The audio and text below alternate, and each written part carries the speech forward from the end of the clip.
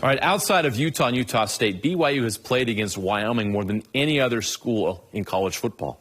And on Saturday night, that rivalry was once again renewed. Yeah, this was the 79th meeting between those two schools, but it was the first time since that Cougar win at the Poinsettia Bowl back in 2016. After struggling to find a rhythm the past 2 weeks, BYU's offense exploded against Wyoming to the tune of 525 total yards. Second time this season, the Cougars have gone for 500 plus. BYU averaged 8.3 yards gained per play and scored on all 5 trips to the red zone in the 38-24 win. Since Kalani Sitake took over as head coach, BYU is now 19-0 at home when scoring 30 or more points at LaVell Edwards Stadium. I think we had a lot of mistakes in the game still. I mean, the coach in me just keeps thinking about things that we can get better and can improve on. But I felt like, we did enough to win the game. We kind of got off to a slow start, if anyone didn't see, but we always pride ourselves when it don't matter, next play, just be better than next play, so for sure. All right, in this week's version of BYU Bingo, who had Miles Davis going for 131 yards rushing on their card? Yeah, BYU's run game had been absent the past 2 weeks. It was Davis, though, that injected a bit of energy and excitement back into the offense. Even after Chris Brooks' touchdown in the first quarter, Brooks only had 2 carries the whole game, though, compared to the 13 by Davis. So why the change? I think the plan was to see who can get the hot hand, and Miles felt, A-Rod and the offense felt good with Miles running the ball. And, we'll do it by committee right now and see who's going to get us the best chance to get this run game going. It was awesome.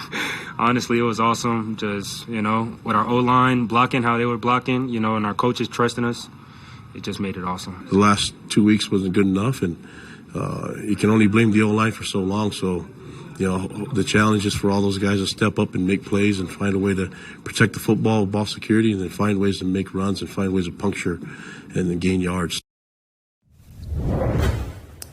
All right, we bring Stevenson Sylvester back to talk about the BYU win last night and that running game. Sly, BYU struggled. They kind of are going with this running back by committee approach now. But why did Miles Davis suddenly ignite a spark in the Cougar offense? What made him successful last night? Sometimes it's just you got to shuffle some guys around and see exactly what happens. I think last night BYU just injected some youth into Aaron Roderick's offensive scheme, and it worked. It worked. Fresh legs. This freshman came in and made some things happen.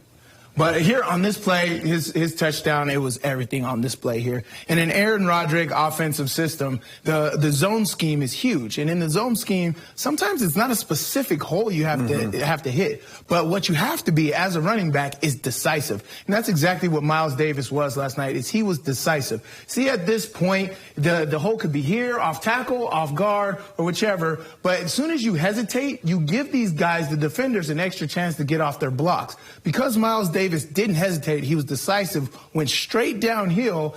That number 28 was just slightly behind and not able to get in front to make the tackle. And then Miles Davis' athleticism and skill was on display in open field. If the Cougars are able to add this kind of dynamic threat to their run game, you got games coming up against Notre Dame and Arkansas still, so that would be a great weapon for them to have. No question. All right. You're one more segment with Locals in the NFL coming up right after this. But first, let's show you a great moment before the game Saturday. BYU honored the Black 14 Wyoming football players who in 1969 were planning on protesting the church's priesthood ban and racial issues at that time, but were kicked off the team when their coach found out about it.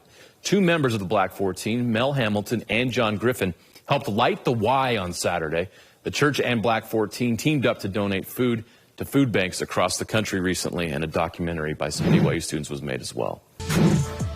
Cosper's touchdown catch was just one of 4 touchdowns thrown by Jaron Hall in BYU's win over Wyoming, which tied his career high.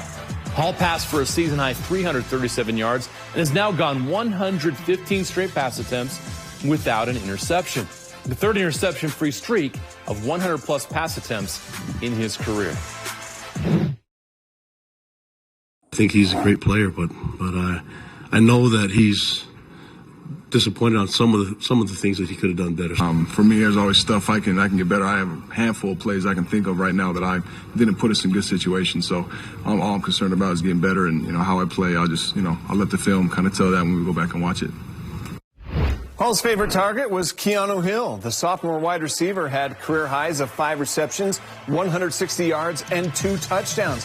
But it was what he did after his first touchdown there that had Coach Sitake frustrated a bit. The penalty for doing the gritty, one of 11 flags thrown against BYU compared to just 2 flags on Wyoming.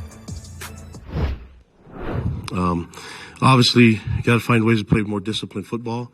Had a lot of mistakes, penalties. The rhythm wasn't right, so that's my fault as a coach. We got to find a way to get things going a little bit more smoother as far as, the setup and making sure that we're executing cleanly.